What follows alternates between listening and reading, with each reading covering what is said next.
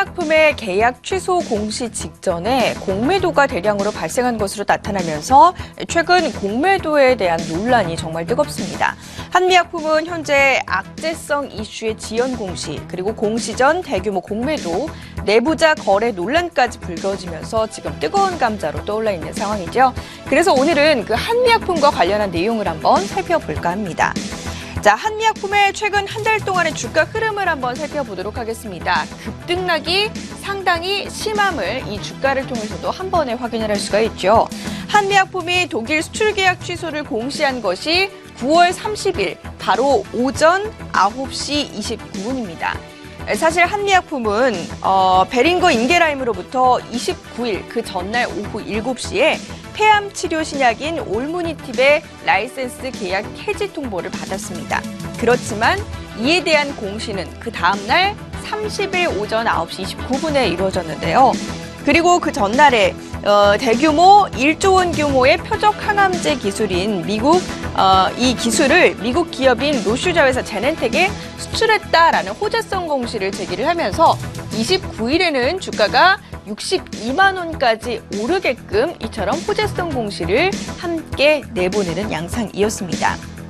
참 의아한 점은 29일에 이렇게 호재성 공시가 나왔고 주가가 62만 원까지 올랐는데 29일에 이 호재성 공시를 두고 누군가 300억 원대의 대량 공매도 물량을 쏟아냈다라는 것인데요.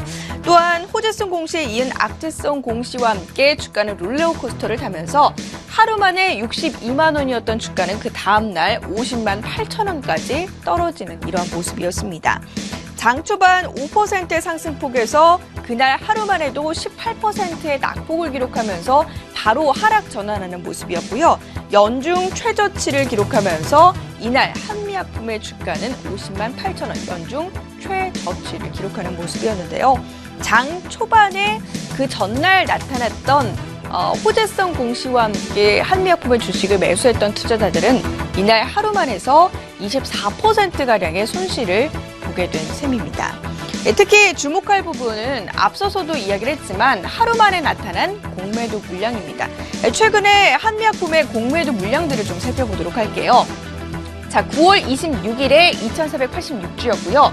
9월 27일에 4,484주, 9월 28일에 2,220주, 그리고 9월 29일까지만 해도 7,658주였습니다.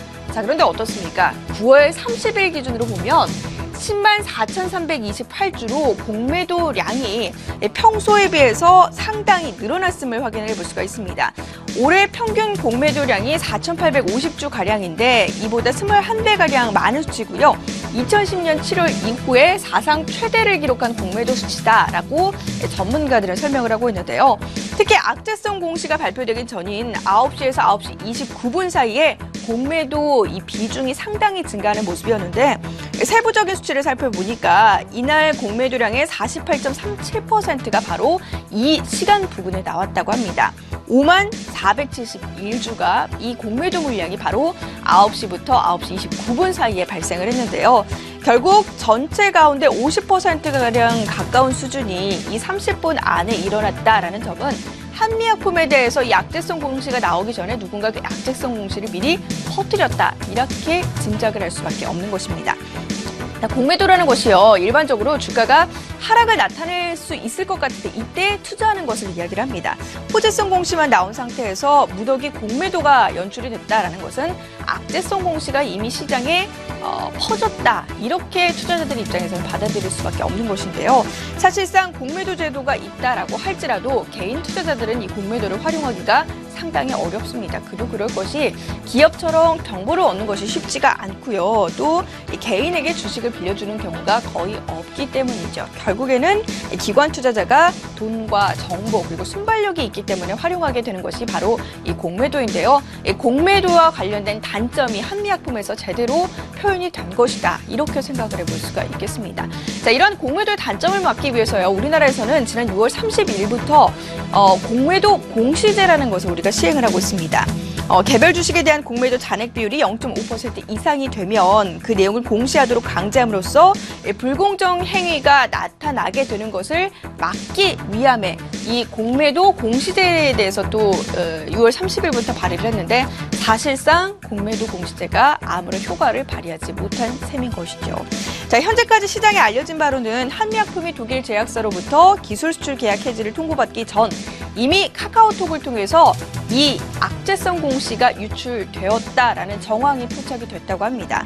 또한 한미약품의 계약 상대방 베링거 인게라임이 지난 8월 말에 이미 말기암 환자 치료제의 임상시험 중지를 한 것으로 시장에 알려졌는데 한미약품이 그 통보를 9월 29일에 받았다. 이는 말이 안 된다라는 지금 주장이 힘을 얻고 있는 상황인데요.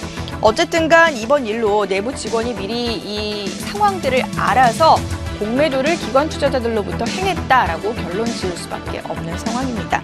결국 정보가 부족한 개인 투자자만 호재성 공시와 함께 주식을 사들였다가 피눈물을 보게 된 셈이죠.